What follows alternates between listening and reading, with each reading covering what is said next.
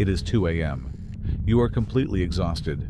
Your conscious mind is desperately begging you to go offline, but your thumb keeps swiping through an endless stream of terrible news. You lie there, bathed in blue light, feeling intensely guilty. You probably think you just lack discipline, that you have weak willpower. I used to think that too, but we were both entirely wrong. You are not self-sabotaging. You are experiencing a fierce biological hijacking. Your brain is executing a deeply ingrained, primitive survival priority command. A mechanism built for the wilderness, now violently malfunctioning.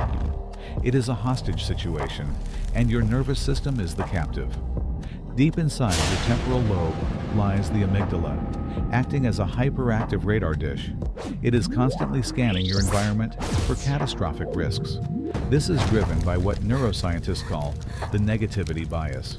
Your brain prioritizes terrible, threatening information far above anything remotely positive. Meanwhile, your cognitive shield, the left inferior frontal gyrus, is metabolically exhausted. Your logical defenses are completely down, leaving you defenseless against the feed. Algorithms feed your radar a continuous, curated stream of distant global crises, tricking your primitive biology into believing you are in immediate, physical, life-threatening danger. So, let me be very clear. Staying up all night is not a sign of a masochistic tendency or a broken character. It is an executive glitch. And tonight, we are going to fix it. Think about how incredibly strange human behavior becomes in the middle of the night. If you touch a boiling hot stove, you instantly pull back. Your biology is explicitly designed to avoid things that cause you psychological pain. But with digital doomscrolling, we do the exact opposite. We actively pursue an infinite stream of information that makes us feel completely, utterly terrible. In 2022, psychologists at the University of Sussex finally measured this paradox.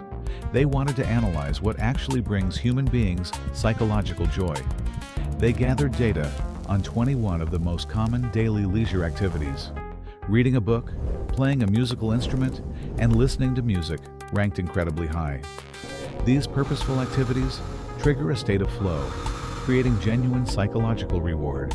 But then, the researchers isolated scrolling through social media and news feeds. It was by far the most frequently performed activity in the entire study. Yet, it ranked dead last, 21st out of 21 in providing any actual psychological joy. It is officially our least enjoyable modern human pastime. So why does your exhausted brain forcefully demand that you keep doing it? Because your brain is not chasing a dopamine high at 2 a.m. It is operating entirely on a protocol called negative reinforcement. You are not scrolling to feel good. You are scrolling to stop feeling intensely uncertain. Your survival network craves data to make sense of a chaotic world. But the algorithm only feeds it more chaos, creating an infinite loop of misery. During the day, your prefrontal cortex acts as a brilliant, logical commander.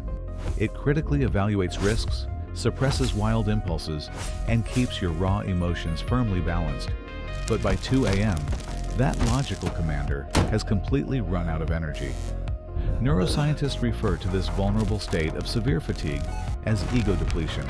The lights in the rational part of your brain simply power down. Meanwhile, deeper in your temporal lobe, the primitive threat detection network remains incredibly, dangerously awake. Specifically, a structure known as the bed nucleus of the stria terminalis. Unlike the standard amygdala, which fears immediate physical danger, this structure obsesses over ambiguous future threats. It frantically scans the horizon for abstract things that might destroy you tomorrow. And your midnight newsfeed is an endless algorithmic buffet of ambiguous doom. When you read a terrifying headline, the visual data hits your thalamus immediately. Because your logic center is asleep, the thalamus opens an emergency, high-speed, biological bypass lane. It sends the devastating threat data directly into your hyperactive amygdala. Your emotional alarm system is violently triggered before you even consciously process it. This biological fast lane completely paralyzes your critical thinking in mere milliseconds. Normally, you have a final line of defense, a cognitive shield called the left inferior frontal gyrus. Its primary evolutionary job is to filter out crippling pessimistic data to protect your sanity. But massive, relentless exposure to terrible news rapidly overwhelms this fragile structure's processing capacity. Combined with severe midnight exhaustion, your left IFG completely and utterly collapses. The shield is broken. You are now forced to absorb the raw, unfiltered emotional devastation of the entire world. A landmark 2021 study revealed just how fast this psychological infection actually takes hold. Researchers discovered it only takes 2 to 4 minutes of scrolling for negative news to cause an immediate, measurable drop in your overall life optimism. It operates exactly like a highly contagious digital emotional virus attacking your nervous system. The psychological damage is not delayed.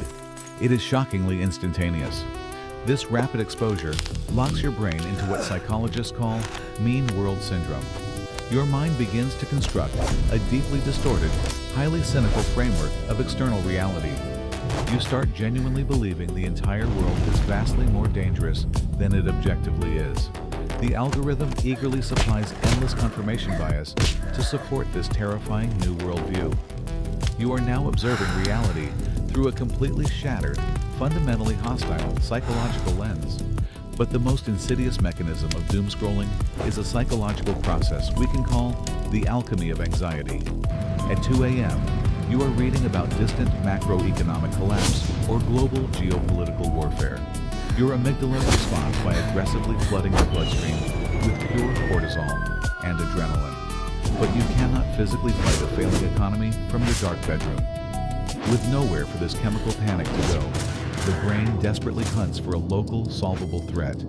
It takes that massive, macro-level global dread and violently shrinks it down into micro-level panic. Suddenly, a distant war makes you catastrophize a totally normal email you sent your boss. Global climate anxiety gets chemically transmuted into profound terror about your own romantic relationship failing. Your survival network takes tiny daily frictions and artificially magnifies them into life-ending, catastrophic disasters. This is why you are staring at the ceiling. Your body believes you are literally fighting for your personal survival. So, how do we stop? First, entirely forget about using willpower.